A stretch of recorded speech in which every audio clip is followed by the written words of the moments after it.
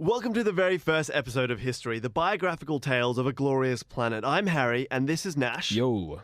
And I'm sure you must be thinking, what do these two beautiful morons know about history? That's definitely what I'm thinking. Like, why did we agree to do this? Let me tell you a bit about us. So we're quite acclaimed in the history world. And that's not joshing around. This is serious business. Nash has won the Nobel Prize for History in 2005, which was quite exciting. How'd you feel about that, winning the Nobel Prize? Well, as the first and only recipient of the Nobel Prize for History, the fact that they created the award just for me, it was a profound honour. It's actually called the Nash Nobel Prize for History. Is it defamation if we lie about ourselves, Harry? No, I think it's okay. And I personally have written over 25 pieces of literature on the history of 32 different cultures. Cultures? Wow, is it like the poultry? culture of chickens? Yeah, it's the culture of chickens. What chickens get up to? Like, what goes through the head of a chicken just before it turns into a nugget? It's 25 pieces of literature about what came first, the chicken or the egg. Each one will surprise you. Oh, dear me. Surprises. Now, Harry, of course, that's obviously a blatant lie. It's a gross lie. But it sounds pretty cool. I like it. I think we sound professional now. People want to listen to this podcast. Okay. But here's the truth. Let's listen. I'll be frank with you. Can I still be Harry if you're Frank though? That's what I want to know. Oh. We're keeping that in. Be frank with us. All right. Now we may not be as decorated as we made ourselves out to be the past 2 minutes, but we may not even be the most pretty, but we love our history and we want to share it with you. Some of the craziest, most bizarre, and downright hilarious moments from our planet's glorious past. So we invite you to sit back and relax and feast your earbuds on a time before you were but a twinkle in your father's eye. Yes, a time before you were born. Cue the intro. I have a dream. Good evening, and welcome to television. It's one small step for man, one giant leap for mankind. Let's go back to a time before you were born. Right, so Harry, here we are, back again with a vengeance in 2017 after a well-deserved break. We are. Can I just say, I really liked our intro. There was explosions, it was exciting. It wasn't too long, but it wasn't too short either. I got enough. It was just right. It was a delicious historical tidbit. Hopefully that will go down in the canon of media greatness. When we get the gold Walkley, they'll play it. Yeah, 100%. It will be Welcome to Television, then that intro that you just heard. That's how good it was. But There were three great media revolutions: the invention of the printing press, the harnessing of the electromagnetic spectrum to have radio in the first place, the internet, and Harry and Nash. I think I like that, but Nash, I honestly have no idea what we're talking about. You've dragged me in here, and I'm completely clueless. Yeah, look, sorry about that. Now, look, Harry, the premise of this show, obviously we're talking about history, right? It would be cool to make history a little bit more tangible. Take it out of that not very comfortable position of a dusty tome sitting on the shelf. Let's make history relevant. Actually, let's remember that certain really important things that shaped our current society happened on this day, this very day you're listening, right? And more importantly, they're hilarious. A lot of them hilarious. Some cool. Serious, some are serious, but mainly hilarious. Well, a lot of them are very hilarious. So the point is that each week we're going to be bringing you stories throughout history that happened that week. So this week we've got two very cool, but kind of like totally unrelated tales. They are, but before we start, I think it's really important we acknowledge some people before we start. I personally would like to say a big sorry to my history teacher, Mr. Bartlett. You taught us very well, you were very exciting, but... Yeah, here we are. Yeah. And I would just like to acknowledge that in addition to sex ed, history was one of the other subjects that they didn't teach at my high school. Oh, good. No, that's great. Yeah. Which is why you have 5 kids and don't know anything about World War II. There's a really important year in our history, and that's 1904. The 2nd of March, to be precise. Ooh, That's in the week that we're talking about right now, and it's so important because a young man called Theodor Giesel was born. Theodor Giesel. Ever heard of him? I guarantee you haven't. I feel like I'm going to regret not knowing who he is. Is he significant? Is he? Did he develop some sort of vaccine or? Let's just say he pulled a cat out of a hat and then ate some green eggs and ham as he watched. That's right, Dr. Seuss, 2nd of March, 1904. His official name is Theodor Giesel, but his middle name was actually Seuss, which was his mother's maiden name. Right, so he figured that people aren't going to take me seriously with a last name like Giesel, so I'm going to have to adopt Seuss. Interesting. Interesting also, not a doctor. He performed a couple of operations You don't say. as a kid. Dr. Seuss wasn't a doctor? What? He was not. Can you just, I don't want to derail your segment. Can you just imagine like that thing on a plane? We need a doctor. And Dr. Dr. Seuss Seuss is is like, I have green eggs and ham. From the places we will go. No, we don't need that. We don't need your tongue twisters here, sir. We need a bloody defibrillator. This man's dying. Oh, stop jumping on him. Get off him. Okay, so let's explain a bit who he is. For those of you who maybe have been living under a rock for the past 113 years, Dr. Seuss, aka Theodore Giesel, is the author of over 48 books. Now, that's a lot of books. They are primarily children books. But that's okay. We're going to look past that because pictures still count as books. And his best works include, I don't know, the likes of Cat in the Hat, Horton Hears a Who, The Grinch Who Stole Christmas, One Fish, Two Fish, Red Fish, Blue Fish, and the like. So he's kind of famous. He definitely shaped my childhood. Definitely. Now, I want to tell you something a bit interesting about old Susie over here, as he was called by his mates. Oh, really? Susaroo. He was a bit of a betting man. He liked the old bet, and he thought, who better bet against than the co-founder of Random House, a publishing company, Bennett Cerf. Ah, okay. So he said to Bennett, he walked in the door and he said, listen, mate, how you going? And Bennett said, very good, thank you. How are you doing? Had a very nice breakfast. Great. They're already on good terms. Delicious. I like it, the best. And so they're on good terms, and Bennett looks at him and he goes, I've got a proposition for you. Yeah, right. And you know Susie in his wacky ways, and he's like, go on, lay it on me. I can do this. I'm Dr. Seuss for Pete's sake. I know it all. He says, I bet you can't write a book in 50 words. So Dr. Seuss, he looks at him and he goes, hold on, mate. 50 words is not a lot of words. Normal book size, children books, you're talking 4,000 words. Wait. So he's got 50 words to finish a book, or he can only use 50 words Only use in his 50 book? words in the book. That's a repetition of the same word. And that's what I'm saying. Thousands and thousands of words are normally used. But to only repeat 50 words, you're picking the words very carefully here. You know, I think I go through 50 different words in a regular conversation within 30, not 30 seconds. I don't talk that much, but But do you use pictures? No, Because he can use pictures. And Well, as they say, pictures count as 1,000 words. Speak 1,000 words. That's So true. I probably would say he lost the bet. But no, he didn't. So Dr. Seuss looks at him and he goes, for $50, which is around 330 American dollars nowadays, he said, okay, I'm going to do it. So he went back to the drawing board and he started writing it up. And Well, hang on, wait. Yeah. Let's just back up. Dr. Seuss, I assume if he's mates with the dude who co-founded Random House Publishing, he must be already pretty rich at this point, right? So Yeah. why is 50 American dollars at that point enough to tempt him to go into this ridiculous wager? You obviously- Surely that's not the point. You know nothing It's gotta- about Dr. Seuss. It's got to You know be nothing. No, I'm just calling him out. This isn't about money for this No, man. never. Unless he was terrible with his money, it's got to be about pride. He It's wrote always a about book called pride. Cat in the Hat.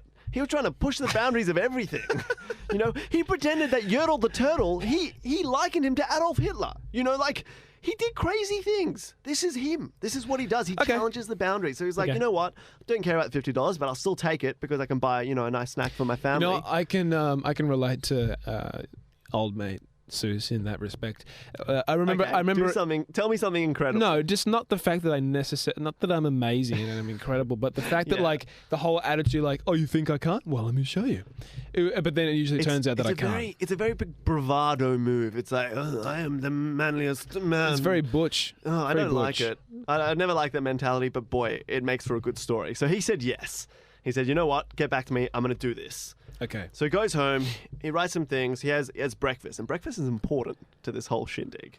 Okay. Because breakfast is the best meal of the day, but also, started the wave of thoughts. The creative juices got flowing as he... Not juices so much, but the food per se. Well, the creative bacon started to sizzle, did it? Or?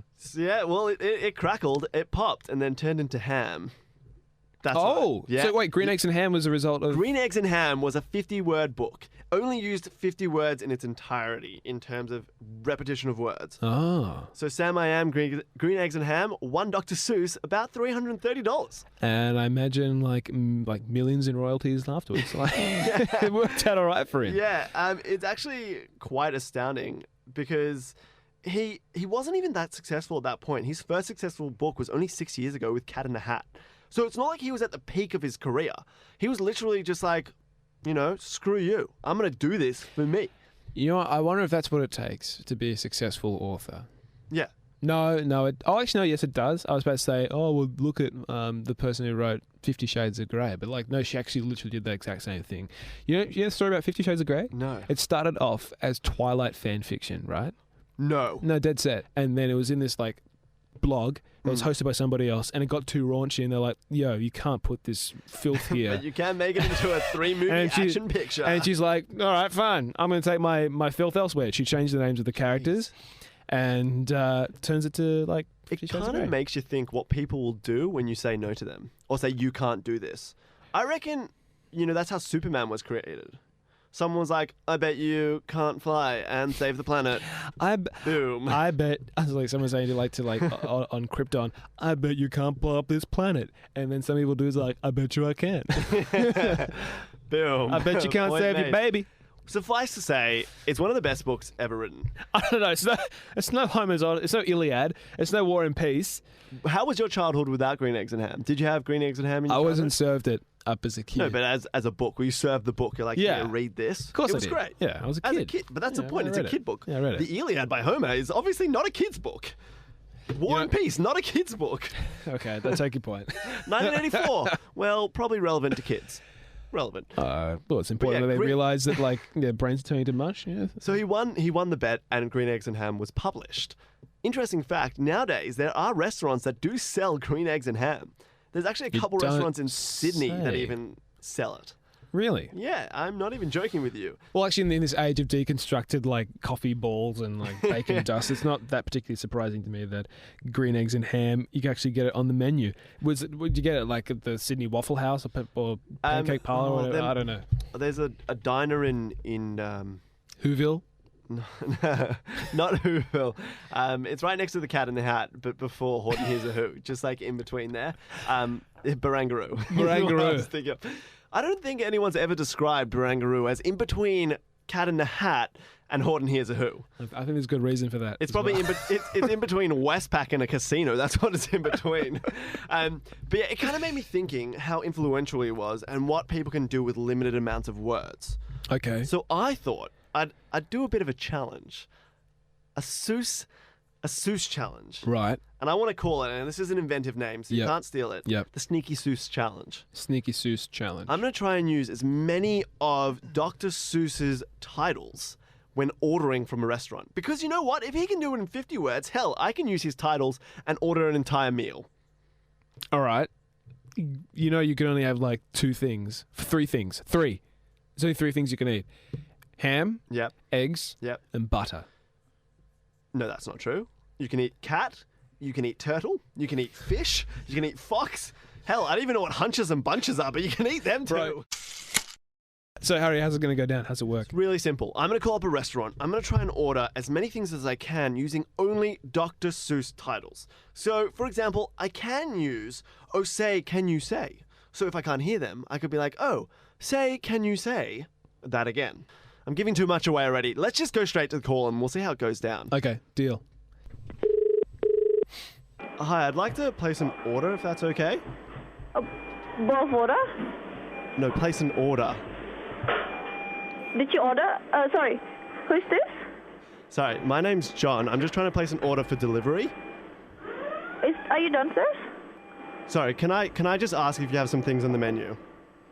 Because I know you have different menus for different days and times. Mm-hmm. So I just wanted to ask if you had eggs that you could get with ham, preferably green eggs. Yes, we have egg now. We are selling the So you do have green eggs?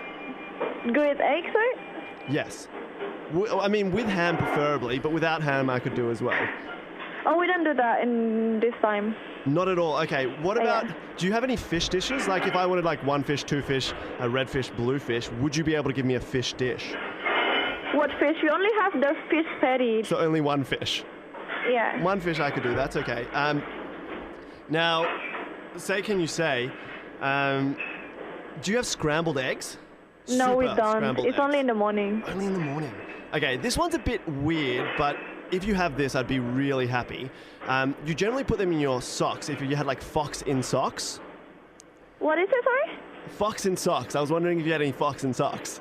We don't, sorry. Okay, this is the last one, and then I'm going to get out of your hair because it sounds like you're really busy. I would just like to know if you had Yertle or Turtle, because I feel like a bit of Turtle burger. I'm just going to go full out and say it. I'm hungry for a Yertle the Turtle. Do you have that? No, sorry. You know what? I appreciate it. I got one thing I wanted, which is one fish, so I appreciate that. Unfortunately, there wasn't two fish, red fish or blue fish, but I'll take the one fish. Thank you so much for helping me out. No worries. Bye. Thank you. Oh, God. Yeah. She was an absolute champion. She She was needlessly helpful. didn't even flinch when I asked to eat turtle. I would have hung up on you. I would have hung up on you. I got one of them. I said, "Oh, say, can you say?" I managed to say quite a few of the different names. Didn't have any of them, but I could have one fish. Not two fish, red fish or blue fish, but we had one. Nash, I think it's time for us to head to a quick break and then come back with some of your wisdom. Yeah, okay. Because that was just kooky level of a challenge. I'd say I won the challenge. Most people would say I sucked. Oh, the places you will go with this show. Oh, kill me now. This is Harry and Nash with Before You Were Born. Up next, let's talk a bit about your topic, which I don't know. Can we say? Can we say what it is? It's a bit secretive. Oh, say, can you say it? No, we'll tell you later. Harry We'll Nash. tell you. Stay tuned. Welcome back to Before You Were Born. We just had a bit of a chat about Dr. Seuss, or Theodore Giesel, as he's called, and spoke a bit about green eggs and ham, and even tried to order some, but were very fruitless in that task. No fish. There was fish, but no green eggs and ham. Yeah. I mean, not that surprising, really. No, not at all. No, not really. I mean, look, unless you're consciously going after green eggs and ham, and it's been a conscious decision, the fact that your eggs or your ham are going to be green, it's probably a sign of just Go things being somewhere worse for else. wear. Look at their health rating. Yeah. Now, Nash, let's get to a bit more of a serious topic, because history isn't all fun and games. It's a bit serious as well. Not too serious, but a little bit. Well, no, look, I wouldn't necessarily characterize this as being particularly serious. Okay. Where are you going with this? No, it's pretty serious. Finish your sentence. What's the topic? No, it's pretty serious. I wanna hear the It's just topic. interesting. I just find it interesting. So Harry, where do we live? Australia. We live in Australia, right? And we enjoy a lot of freedoms here, and we Not freedom of speech, but other freedoms. Well, okay, there's no particular in a constitution, freedom of speech, Well, blah blah yeah, blah. okay. We don't have. Let's not go into that. Yeah, it's fine.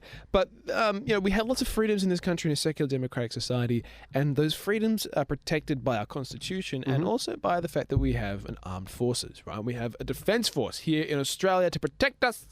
Where are you going with this? Where am I going with this?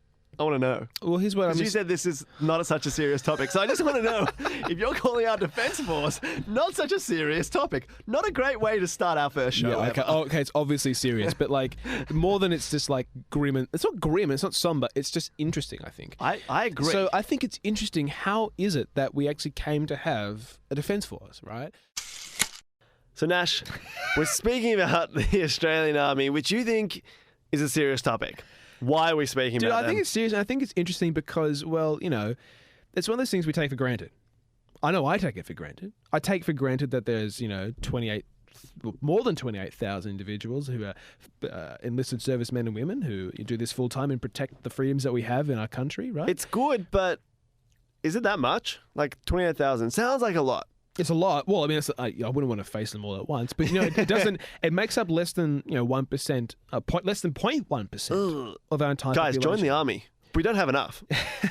Okay, well, I'm sure this is they'd like not to hear endorsed by the Australian government, but No, do us a favour. But that's not the point. Okay. The point is we take our secular democratic society a little bit for granted. We do. And some of the ways in which we're actually to have our freedoms protected, and one of them being not only the Constitution, but having an armed forces that is able to protect us, right? But wait, why is this relevant to us? Well, why is this relevant to us? Well, because This week specifically. Well, this week specifically because we didn't always have, a defence force In fact, on March 1st, 1901, that's when the Australian Defence Force came into being. Really? Okay.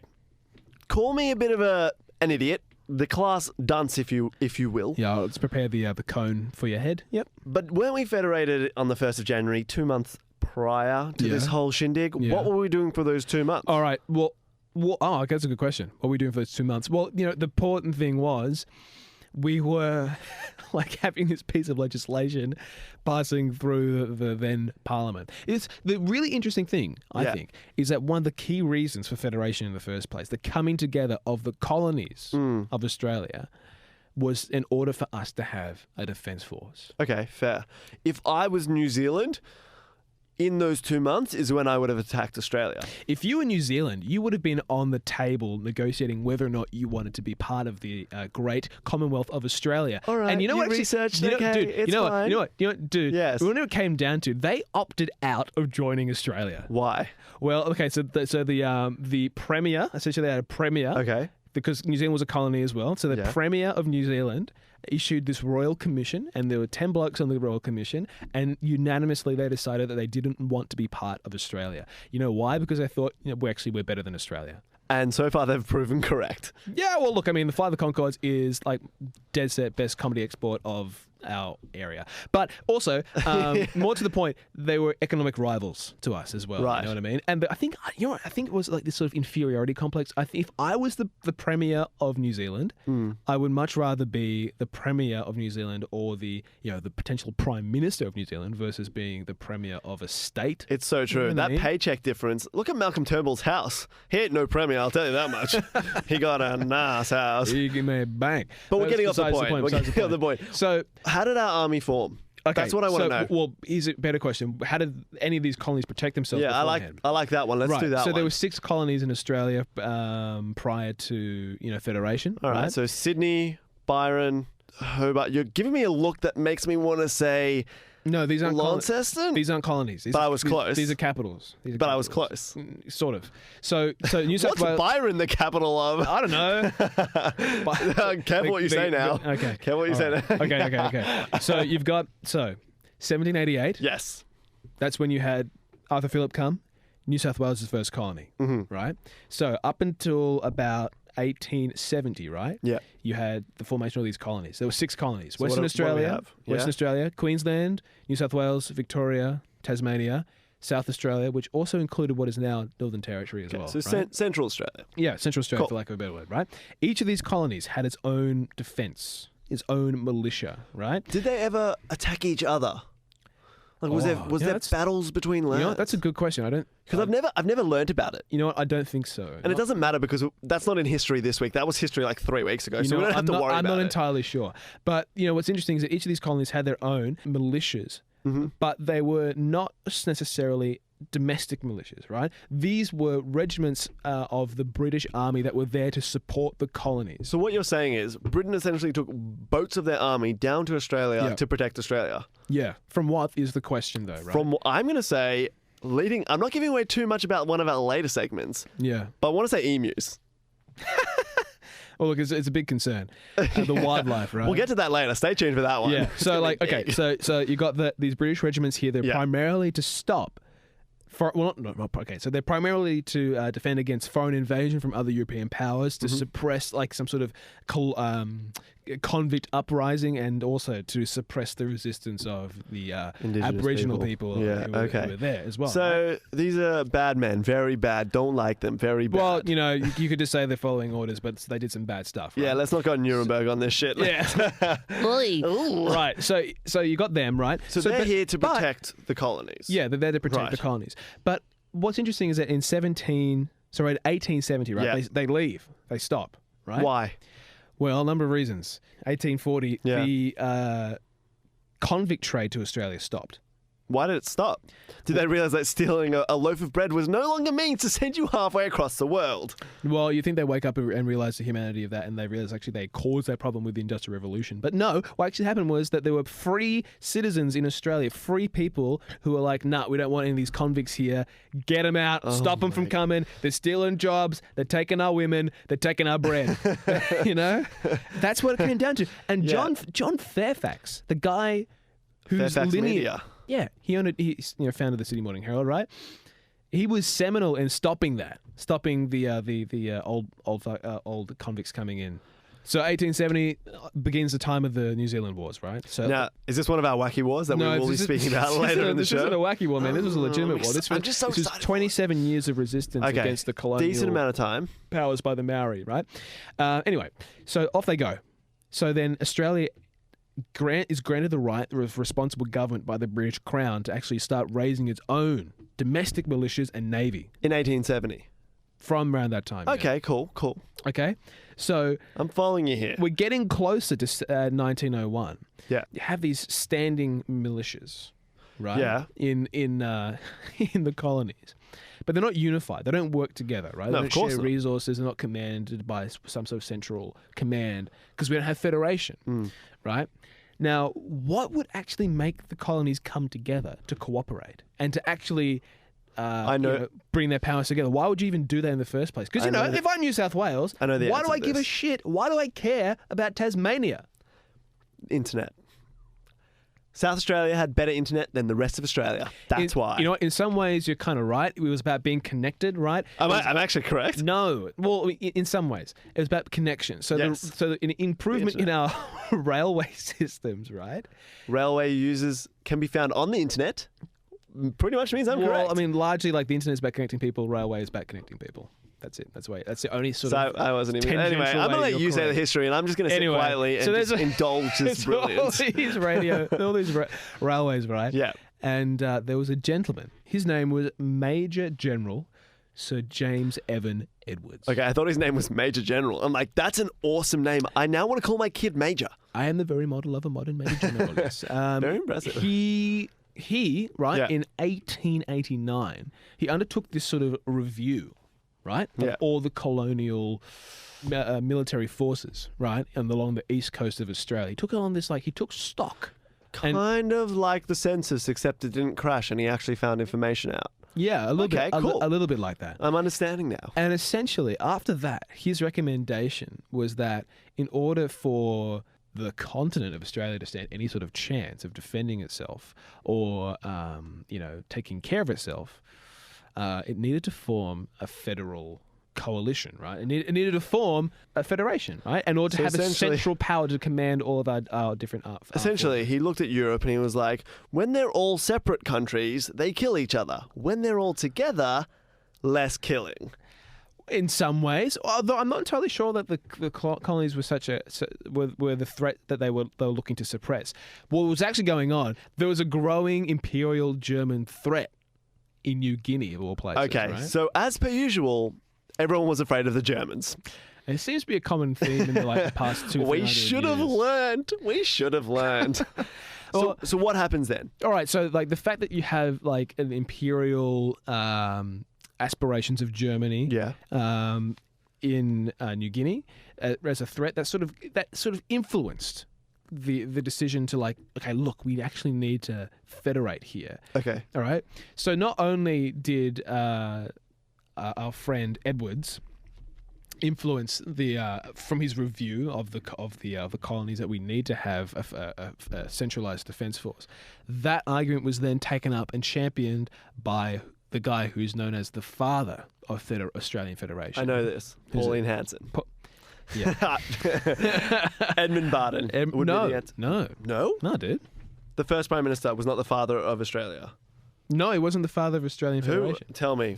Well, have you been to a little park called Centennial Park? Have you been there before? Yes. Yeah? It's not so little. It's pretty big. It's huge. It's about 4 kilometres in radius. Do you know who was responsible for getting that off the ground? I'm going to be honest. I really thought Edmund Barton was who you were talking about. I have zero clue. Please tell me. It was Henry Parkes. Now, Henry Parkes, he did a great thing, right? He did. He had Centennial Park. Yeah. He founded that, right? But also, I want to say he was the father of Federation. Yes, I did just say that. Nice work. I can listen. Excellent retention of knowledge, Harry. Thank he you. He's called the Father of Federation because he brought it up multiple times, and he brought together this sort of coalition a conference, right? To push forward this federation movement in the late 1800s.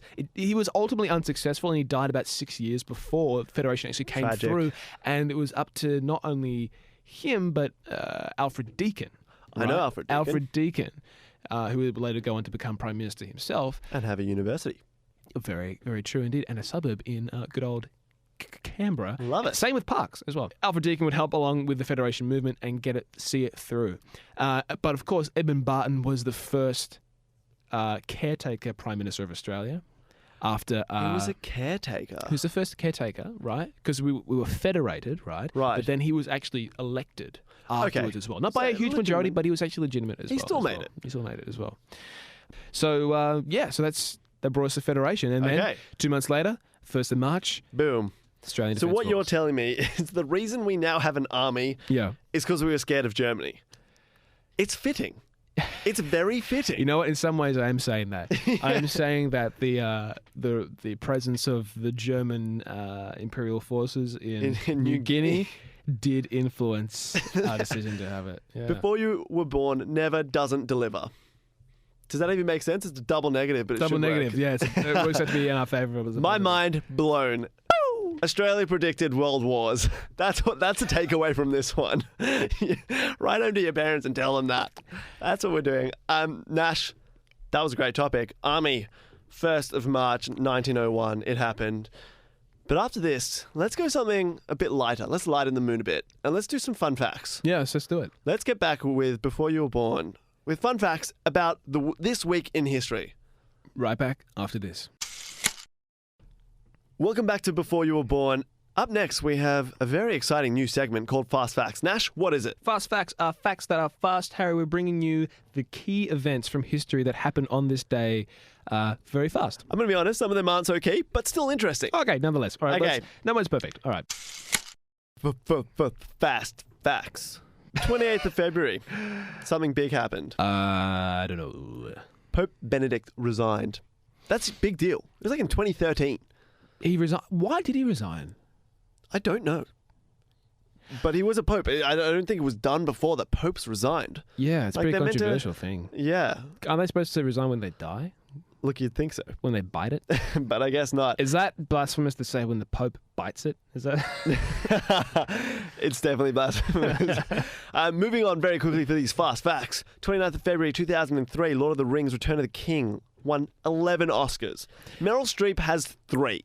Lord of the Rings has 11. Everyone knows Meryl Streep is the best damn Oscar nominee ever. Wait, what? Meryl Streep has 3 Oscars? Yeah. But dude, you've discounted the fact she's been nominated like 14 times or something like that. Something Lord of the Rings ridiculous. Return of the King, that's 11 Oscars. Okay, that's a lot. That's but also, huge. it was made that much more ridiculous by the fact it's on the 29th of February as well. Yeah, it was a leap year that year. That's crazy. Let's fast forward just a couple of days. Actually, one day to be precise, to the 1st of March. So it's just started to be autumn. Australian Army's invented. 1692, the Salem witch hunt begins. Which I think is quite an exciting time because to test whether or not you're a witch, they drown you. And if you float, you're a witch, so then you'll be burned at the stake. But if you drown, then you were immortal, but you're dead. But the good thing is you go to heaven, so it's okay. Yeah, true that. 1807, big thing happens in America. Congress abolishes the African slave trade. I think that's a big deal. I mean, there were still slaves after that for a while, but at least it was abolished at that point. Lincoln did a good job. So 1807, they were like, no more slaves. No more slave trade. 2 more quick facts. Boom. Fast facts. Let's do it. A bit of sport. 1962, still the 1st of March, Wilt Chamberlain scores 100 points in the NBA. Never done before. 100 points is heaps. It's only 48 minutes. Is that a He was lot? scoring at least 2 points a minute. Wow. That's a lot. And that's saying he played the entire 48 minutes. You know what that says to me? That's a What? guy who doesn't like to share. Okay, fair point. He also does a lot of assists, but let's not go into that. He's a great man. Ball Don't hog. you dare say bad things about Wilt Chamberlain. Now, we're going to end on a fun one. 1958, the day is the 5th of March, was near the end of our week in history this week. Yep. Something very exciting has been invented, rather patented. So it's already invented, but they got the official patent for the hula hoop. 1958, March 5th. It's exciting. I can't do the hula hoop. You know, it's just in But I like it's it. just in time for free love. It's just in time for LSD. It's just in time for the Beatles. Oh, it's perfect. They knew when to patent the hula hoop. They did a great job with it. Nice. So that's how fast facts is going to work. We're going to just shoot out some fast facts, and you know what? We'll even put them in writing sometimes if we feel especially sprightly. But we'll see how we go. There we go.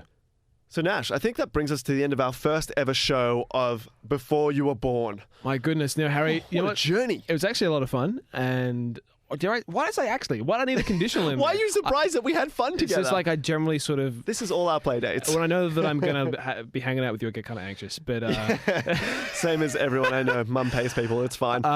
no, dude, like it was cool. I know. You know what's going to happen? What? Is we're going to listen back to this in 6 months or 12 months, and you're like, oh my god, We are so much better in 12 months than we went, but that's okay because this is history in the making. I was going to say that was awesome. Just a quick recap for all of you that don't know. This week was, of course, the first week of March, the first week of autumn, starting from the 28th of February /29th, if you're in a leap year, going all the way to the 5th of March. Next week, of course, will be the 6th to the 12th of March. Very exciting stuff. Ooh, who knows what we're going to be talking about then? I don't even The know. history books do. Like, if you want to cheat the show, you could look up history books. Don't do that. Listen to the show. Way better. Before You Were Born, we spoke about Dr. Seuss, of course, and had a great green eggs and ham conversation. Spoke a bit about the old Australian Army and how it was formed, all thanks to the old Germans. And, of course, tried our new segment, Fast Facts. Next week, we'll be back at the same time doing fun things. Join us next week to find out a bit more about things that happened before you were born.